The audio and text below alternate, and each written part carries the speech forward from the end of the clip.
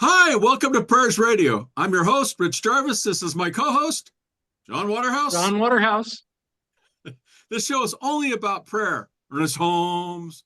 We call it spiritual mind treatment in this philosophy. John, you got it.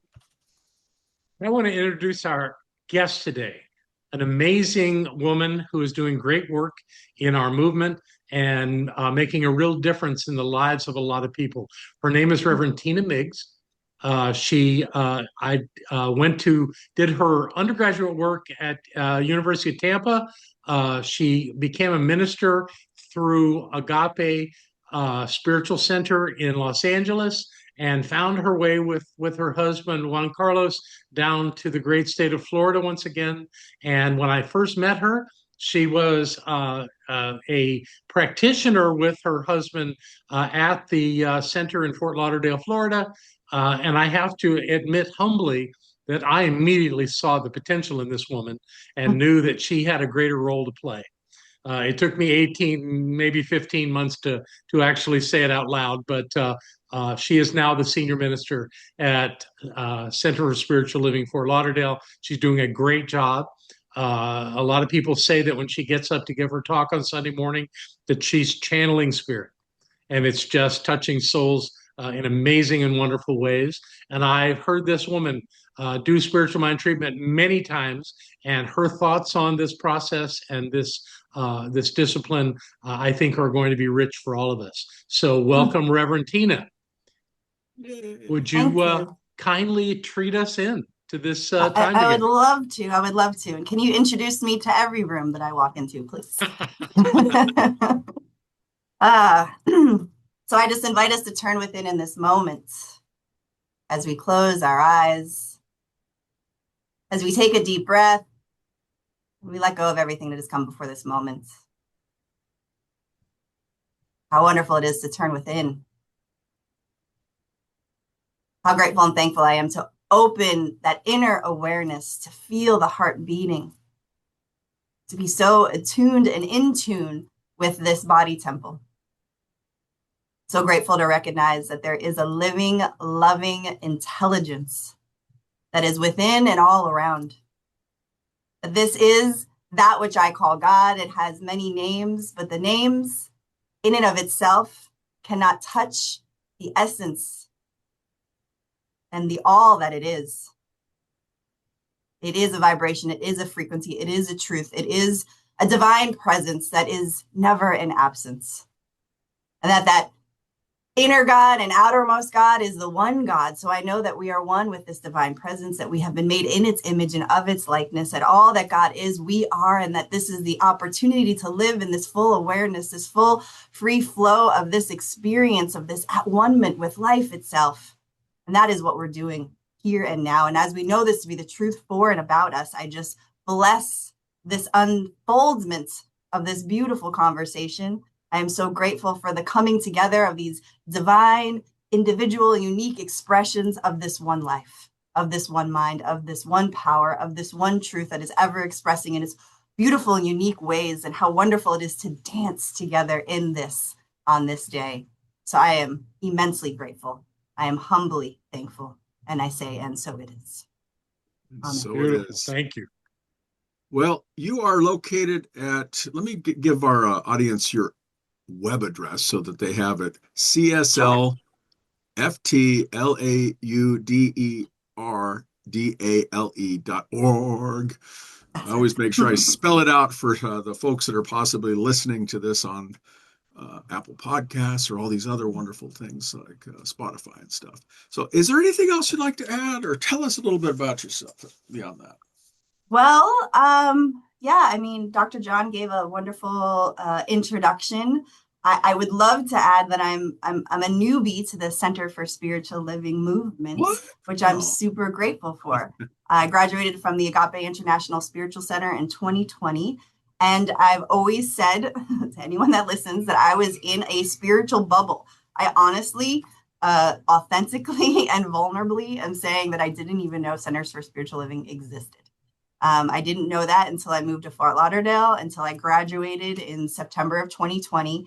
And our graduating class received a listing for looking for an associate minister, which was 9 miles from my house, which was in Fort Lauderdale. And that's how I found Centers for Spiritual Living. I thought I was going to find a job. I didn't get the assistant minister position at the time because I was green and I was new, and the senior minister was leaving. So he wanted somebody with, all of that background and experience to take over for him. But that was my first experience of Centers for Spiritual Living. I walked in the doors for the first time in 2020. And then I consistently came in to be in service to the community since 2021. And I think I affiliated in about 2022. So I'm an affiliated Center for Spiritual Living minister, and I'm super grateful for this community. It's been so supportive of me stepping into leadership. There's so much that isn't taught of how to run a community. I mean, how can you teach that? It's just, you learn by doing it. And I don't feel like I'm doing it alone with the Center for Spiritual Living. Agape, of course, has been super helpful, and I have my mentors and teachers that I lead into there. But when it comes to the foundation, the organization, all the things I may need to know and understand, there's a wealth of knowledge that I just tap into, whether on the site that we have access to or through any of the individuals that I've connected with. So I'm just grateful to be here, grateful to continue to grow and expand and to learn, and to be present to this great organization that's doing great work all over the planet, that's continuing to hold this torch for this teaching that honestly saved my life. Mm. How cool is that? Mm-hmm. Mm-hmm. Hey, how does prayer show up in your life? Wow. It shows up everywhere. I think for me, a little background to get to the answer to the question. When I came into these teachings, I was definitely on a spiritual searching, but I can't say I ever had a prayer practice.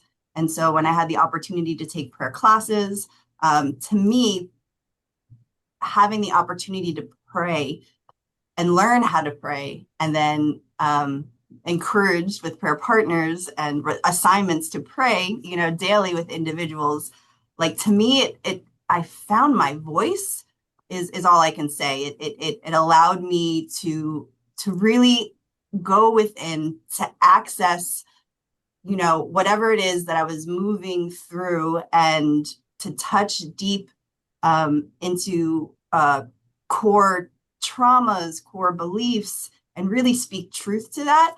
It was such a transformative process in my growth and my showing up in the world, in my using my voice in a way that I hadn't used in the past, or I did use, but then I quelched and quieted. So how it shows up is it has now replaced my inner dialogue most days and most times, when I can catch myself. So whether I'm speaking my prayer out loud, whether I'm moved to speak out loud affirmative spiritual mind treatment, or whether it's the way in which I adjust the thinking in my mind, it's just constant and present. That's cool. The catching part is always a good thing. Yeah. It's like, So I've had the blessing of being with you a lot of times while you're doing spiritual mind treatment in the community. And first thing I want to mention is you're not one of those soft talkers who goes into treatment and starts whispering, which drives me crazy. Because I learned spiritual mind treatment from my wife, Barbara, and she did not feign away from speaking it boldly as you do. So thank you for that. Another thing about your style is that you start many of your treatments in gratitude, the fourth step, which I have absolutely no problem with. There's never a wrong time to be grateful. But I'm curious how you explain that to people when they are confused by it or in any way critical of you, because they need to understand there's a reason for this. Would you share with us your thoughts on that? Yeah, well, it was the way I was taught, first of all. So through Agape, we have 6 steps of prayer. So our first step is gratitude. So, and then it follows the same order. And then we don't call it gratitude towards the end. We call it Thanksgiving, just to change it a little bit. But they're both the same. You So do that's two just the way. gratitude steps. Two gratitude steps. Okay. So so for those are new to prayer, gratitude, recognition, unification, realization, what I call thanksgiving or gratitude, and release. That's the way I was taught, and the reason I do it and how I explain it to people is, listen, life is life. Life is lifing all around us. Something's going to come up that is going to take us off center. It's just inevitable. I've always said that, these teachings, like I said earlier, have saved my life. They've changed the way in which I think and how I perceive and what I know to be true of reality, but they don't ward off or shield me through experiences that are difficult. Difficult experiences are going to come. And it's just the opportunity to apply the practices, this very tool, to know the truth through those experiences so I can get a better perspective and so I can trust that this is in order for my very life. And so that's why I love that I've started with gratitude. And that's where I tell people, because especially in those moments when it's really, really difficult, I have the experience that it's really hard for me to recognize in that moment because I'm all up in this is traumatic, this is dramatic, I can't see what is happening here. And I really sometimes am blinded by the fact that there is this that is greater than that because I'm so immersed in what is appearing, right? So that which is beyond the appearances, it's a little difficult. So gratitude allows me I can be grateful for anything in the moment. So gratitude brings me into this vibrational frequency of what can I be grateful for here and now? So it changes the dynamic of the experience of me in that moment. So I'm not trying to, let me see God here. It's like, let me get into gratitude. Let me change the inner vibration, frequency, feeling tone of my body as I move from my head into my heart, as I just can say, in this moment, I'm grateful that I'm breathing. I open my eyes. I'm grateful for the blue sky and the sun that's shining, right? It's grounding me. So I guess that's really, we want to talk about, neuroscience, right? It's a grounding factor. It's a way to calm the nervous system in such a way so that now when I move into prayer, I am not just saying these words, I'm knowing them and I'm feeling them. So you Very brought nice. up staying grounded in prayer Mhm. in a sense. How do you prep for your day? What do you do to what does Reverend Tina do? Can I call you Tina?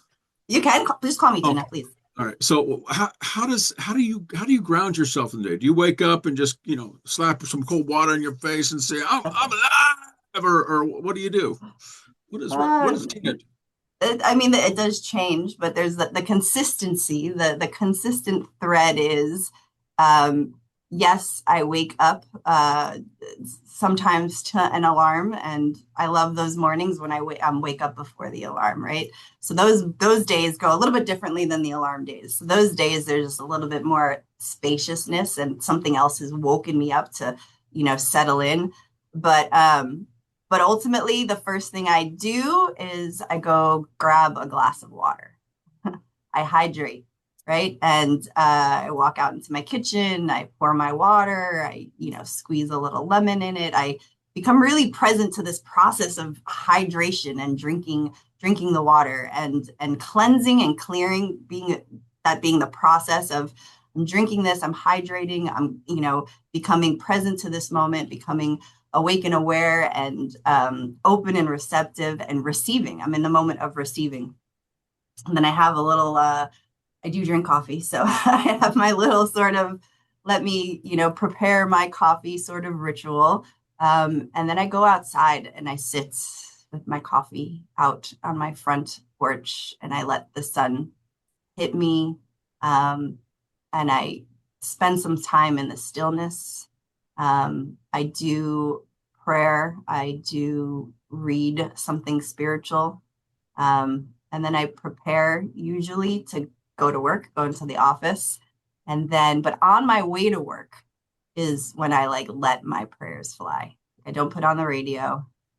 It's about 20-minute drive and I'm just in out loud. There's the prayers that happen on that drive. I sometimes am surprised and delighted. I was like, I've never said it like that before, right? It's just kind of like no one's listening. you're speaking your word, you're speaking your truth, you're speaking to what your experience is right now, what you're moving through, some uncomfortability, some doubt, some fear, some worry. You're in a high vibration, like whatever it is, and that prayer on the way to work is always delightful. So that kind of is my morning practice. I like it. I like the That's sunshine. phenomenal. Yeah. John, you got the next one. So a big part of being a minister is being available to people and offering them spiritual mind treatment. Yes. What do you do when someone who comes to you, you do a treatment for them, and they come back the next day or the next week and say it didn't work? How do you handle that? I've actually never gotten that. Good for you. Good I for haven't you. gotten that face to face. I was at Agape, we had a prayer line, like a live prayer line. And so, when I was living in LA, when the hours I would do on the prayer line, I would always go into the center. And, now I think we don't have the prayer line at an actual center, it calls to your phone. But when I was doing it, we had like little booths and, multiple phones set up in the room, and you answer the live call. So I've never gotten someone say my prayer wasn't answered, but on those prayer lines, I would get the people would call with the same prayers. Like those individuals would call every week, possibly every day. I mean, I did 2 hours a month, which is hardly anything. And I would always recognize like, oh, I know this person, right? And I know that this is the same prayer, but I would just do it. Like I'd never heard the prayer before. And we were anonymous too on the prayer line. So it wasn't about who we were. We were just an anonymous person listening and praying, but I've never received my prayer didn't work personally. Good for you. Yeah. That speaks to the high quality of the people you work with. I guess so. Yeah. That's wonderful. And I'm not surprised that there was a prayer line at Agape because Dr. Michael led the whole prayer ministry World at Ministry of Prayer. United Church for years. Yes. Yes. He knew that inside and out, and I'm not at all surprised that you had that at Agape. That's great. Yeah. That's interesting you bring that up because I have this thing on Prayers Radio that says if you want a prayer, call here, and it goes to the prayer center. Oh, Because that's perfect. I mean, we're practitioners, reverends, or whatever, whatever we are, and we always everybody needs a prayer sometimes, and they do call you back. They do. And we've had a few folks on here, including yourself, that actually have served in that capacity, which is, I think, absolutely wonderful. Absolutely wonderful. Hey, speaking of which, you were talking about the person calling. What triggers a prayer in your life, and what do you do about it? What is your practice? If it just, oh my God, there's something happened. What triggers that prayer? What triggers a prayer in my life? Well, lots of things. Something showing up as a body experience, right? A physical experience that's like, oh, that wasn't there yesterday. And here goes the mental aspect of, or the search on Google of what's wrong. Don't do that. Unless you want to get a prayer, then do that. So definitely that. Let's see what else. Any kind of worry, doubt, or fear. I mean, my prayers are different now that I've stepped into spiritual leadership. It really is about this center more so than my personal prayers. So a lot, I'm 24/7 thinking about the community, thinking about the people in it, thinking about, the financial aspect, thinking about all of the things that go into running a community. So, those any kind of worry, doubt, or fear of me looking at numbers and thinking, how are we going to blah, blah, blah, blah, blah, prayer. Any sort of emotional, I mean, just it's it's hard to say because kind of how I, prefaced it in an earlier question of, if I'm aware enough in my thinking, it's just kind of whenever I'm in duality, whenever I'm in separation, whenever I'm in otherness, if I'm, all of a sudden, driving and someone cuts me off and I'm in judgment, right? There's a prayer, right? Like the opportunity to come back to what do I know to be true? How do I come back to seeing the divine in everyone? How do, I'm off center here. And now I don't catch it quickly all the time, but as soon as I catch it, then I go into prayer. And has there been moments where I can't do the prayer myself? Absolutely. And then I call. I've had a lot of boo-hooey moments in this past year of calling people, being like, I don't know. Can you pray? when it comes to this actual position. I've had those moments in my personal life, when, close family or friends have made their transition, or I've had many of animals, I've had to put them down, in the moments of releasing and making that decision. I know it's the best decision, but I'm calling someone else. Like, can you pray while we're literally saying goodbye to someone in this moment? Can you hold this space for me? So I think it's building that muscle of mind, that muscle of awareness of, where am I caught in an experience and a condition of knowing that to be true. And as soon as I catch myself being caught is when I'm moved to prayer, whether personally within myself, like I said, or reaching out to someone else because it's caught me too much. That reaching out thing is big. A lot of ministers don't know how to do that. They think it's really on their shoulders and that the buck stops where they are, and they just don't know how to fully utilize the community. But I'm certain that by doing that, you're empowering your practitioners and you're lifting them up, making them more important to the process of having a successful spiritual community. And I think that's invaluable that you know how to do that. Yeah. And even Real sign of maturity. Even to our audience that's listening, you have the option of calling somebody else to do a prayer for you, whether you're a minister, whether you're just a layperson, whether you're, you name it. I mean, even the president, like him or not, he had a prayer day on the 17th. Yeah. We all pray. Yes. So I don't know that we all pray, but actually we do, because everything that we think and say is a prayer. So sure, we all pray, but some of us kind of, I think, do it inside out. So it's nice to know that somebody's doing it with the idea that the outcome that they're requesting is actually going to happen. Yeah. And that's a good thing. You got the next one, John. Oh, I'm up, huh? Okay. Yeah, So I want to talk about the last step of treatment, the release. Okay. How do you use that effectively? What could you tell people that are listening to this program about how that release step actually works and why it's so important? Okay. Every time I have to answer a question, I always have to go back a few steps. So what I believe and have been taught and have integrated into my life about spiritual mind treatment is that this is a technology, right? This isn't just words for the sake of words. We are doing something and something is happening. And each step has a powerful impact, a powerful shift that happens as we're moving through the steps. So that's why for me, starting with gratitude as I was trained is such an integral part of setting the tone within my own being for the prayer. And then recognition, where I get to recognize, the presence in whatever way I want to. And then when I move to unification or identification, right? I am that, right? I don't have to unify with it, but it is a space of bringing my awareness back to the truth that I already am one. It's only me that's created the division, right?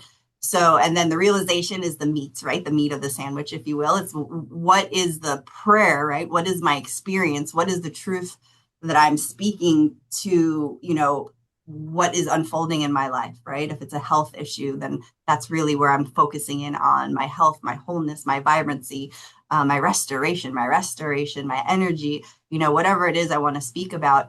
And then the release. Before I get to answering the release part, to me, there's a clicking. So this is a technology. And if I don't move to the next step until that step has moved me, right? That there's something that's happening. There's a shift that's happening. So the gratitude, okay, I'm you can take as long as you want, of course, in prayer, until you feel that, happen within your own being. So by the time I get to the release state, and for those who aren't aware, the release statement is where we're releasing it. We're letting this word go into a universal law of life. There is a law. We live in a lawful universe. This law is always in operation. I always say, I don't know if everyone agrees with me, but there's only one law, right? There's only this one law. It has many, many names, law of emergence, law of correspondence, law of cause and effect, law of polarity. It has all of the names of all of the laws, but it's just another way of subtly describing what this law does. So we believe wholeheartedly in this law and that it is in existence and that it's always operating, whether we're conscious of it or not. And so to me, that space is releasing this, that I'm done with this prayer now, that it's changed me. I'm a different person than when I started. And so it's a proclamation, it's a declaration, it's a releasing this and letting it go. Like, I'm done. I know this to be true. And so I'm letting it go. I'm putting it in the hands of the divine. I'm surrendering it to all that there is. I know that it goes forth from me like a wave, and it does return back to me, with this prayer fulfilled. That's the energy of that release expression and statement for me. Did I answer that? Beautiful. Okay. Well done. Thank you. At the 5-minute mark, so we're going to shotgun questions, and these are real cool. How do you explain our philosophy to somebody that doesn't know anything about it? It's sort of the elevator speech, if you will. Oh, the elevator speech. I'm always bad at that. Let's not affirm that. Right. Like, we're going to change that. Just like kind of like, how do you hone it into such a small thing? And I think I'll just use Ernest Holmes' really easy teaching, which is we are a philosophy, we are a psychology, we are a science. Oh, there's a fourth one that I'm forgetting because now I'm on the spot. Science, psychology, philosophy. Theology? What is it? Theology?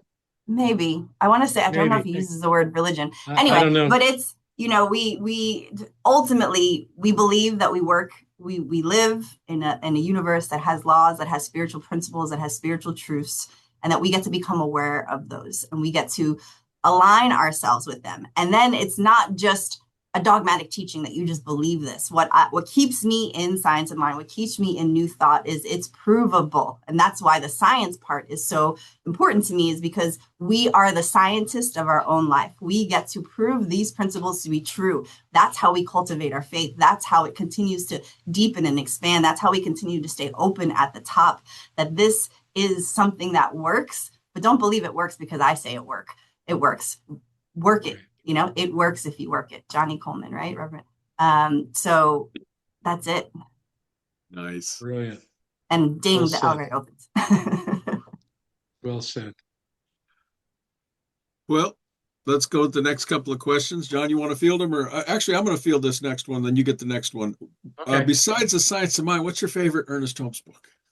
Oh, gosh. Yeah, you said besides this thing called you, right? Besides Science, I would say I was looking through my thing, and I would say the most impactful. I'm going to also preface this. Gosh, I always have answers before answers. At Agape, we for sure, when I went into practitioner studies, studied Ernest Holmes, and certain classes. But there was so many teachers and so many new thought, modern expressions being taught, and different sort of media being brought in. But the first time that I read the Beverly Hills Lectures by Ernest Holmes was impactful in a way that I couldn't understand and I couldn't comprehend, right? I had read The Science of Mind, but to read his lectures, to feel him be present in a room, right? And I think what has come up as an awareness for me today as I pulled this off the shelf was, I read this before I ever knew I was going to be a minister. I read this before I ever had that pull, and to have the awareness of what it means to embody this and then to teach it, right? To speak it, to stand in front of people and to make it so clear and so personal and to touch the hearts and souls of individuals. So these writings were just a different experience of Ernest than I ever had reading some of his other books. This is one of my. Well, I totally agree. I'm reading Love and Law right now. Have you read that one? Ooh, I have, yeah. Mm-hmm. I love that book. And it's his lectures. It's transcribed lectures, just like the Beverly Hills lectures. And I think there's just a different cadence to it all when he's saying it rather than writing it. Absolutely. That I really appreciate. So thank you for that. So I'll give you my final question, which is, what would you like people who are watching this this session, what would you like them to take from this experience? It's a good question. I want them to take with them the experience of knowing that the power resides within them. Yeah. The power to change their life resides within them. It resides in their thinking. It resides in their speaking. It resides in that awareness, in their writing, right? So take on this practice of spirit, I call it prayer, spiritual mind treatment, affirmative prayer. Take it on in a way that maybe you've never taken it on before. If you're new to it, dive into it, reach out to a practitioner in your local community. Take a class on prayer.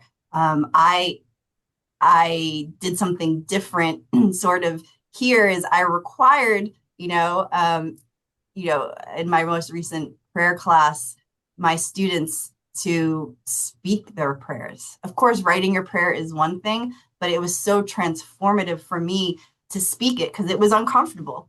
And then also not even speaking it for myself. Now speak it with somebody else, right? Get a prayer partner, speak it with someone else. And there's that, for me, the difficulty in that was it was so intimate to me.